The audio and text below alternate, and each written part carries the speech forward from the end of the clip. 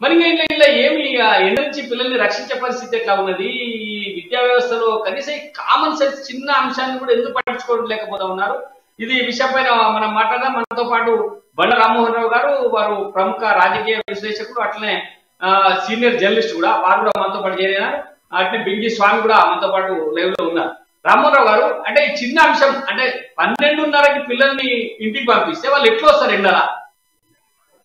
ఇంత చిన్న గీత జ్ఞానం లేకుండా పాఠశాల వ్యవస్థ ఎట్లా నడుస్తుంది మీరు చెప్పండి.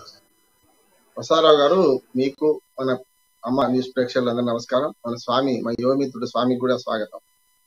ఇక్కడ ఒంటిపూట బళ్ళ అర్థమే తప్పండి. ఇప్పుడే కాదు, ఉమ్మడి ఆంధ్రప్రదేశ్ లో నేను చెప్పింది ఏంటంటే, ఒంటిపూట బళ్ళు అనేది మధ్యాహ్నం పూర్తిగా ఎండలో పిల్లలు విడిచిపెట్టడం. నిజంగా చెప్పాలంటే 11 లోపు అయితే కొంచెం ఎండ ముదరకపోవచ్చు, కానీ 11 దాటితే ఇప్పుడు చూస్తున్నాం కదా, బయట 9 దాటితేనే ఎండ భరించలేని పరిస్థితి ఉంది.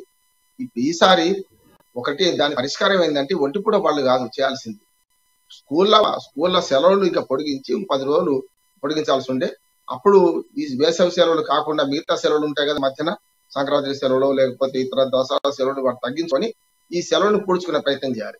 కానీ రాష్ట్ర ప్రభుత్వం ఏం చేసింది, అసలు మొదట్లో అయితే దురదృష్టవశాత్తు వాళ్ళకి ఆ డేట్ కలుస్తలేదు, కానీ తెలంగాణ రాష్ట్ర అవతరణ దినోత్సవం నుంచే స్కూల్ తెరవాలని ఒక ఆలోచన ఉండే. కానీ 2 జూన్ అంటే అసలు మొత్తం ఎండలు మండిపోతుంటాయి. దీన్ని 12 జూన్ అనేది మొదటి నుంచి ఉంది. వాళ్ళ ఉమ్మడి ఆంధ్రప్రదేశ్ నుంచి 12 జూన్, 23 ఏప్రిల్ ఏమో చివరి పన్యం ఉంటుంది పాఠశాలకు, 12 జూన్ ఏమో ఎప్పుడు మొదలవుతుంటాయి. కానీ ఈసారి విచిత్రంగా ఏంటంటే 12 జూన్ సరైన డేటే, కానీ ఈసారి ఏమైంది, ఋతుపవనాలు లేట్ కావడం వల్ల చాలా పెద్ద ఎత్తున వడగాలు వీస్తున్నాయి. మధ్యాహ్నం ఎండ పెంచలేని పరిస్థితి ఉంది. రాత్రికి పొద్దున వాతావరణంలో తేడా రావడం వల్ల కూడా ఇప్పటికి కూడా నాకు తెలిసి చాలా మంది పిల్లలు జ్వరాలతో బాధపడుతున్నారు. అట్లాగే టీచర్లు కూడా కొందరు ఇబ్బంది పడ్డ సందర్భాలు ఉన్నాయి.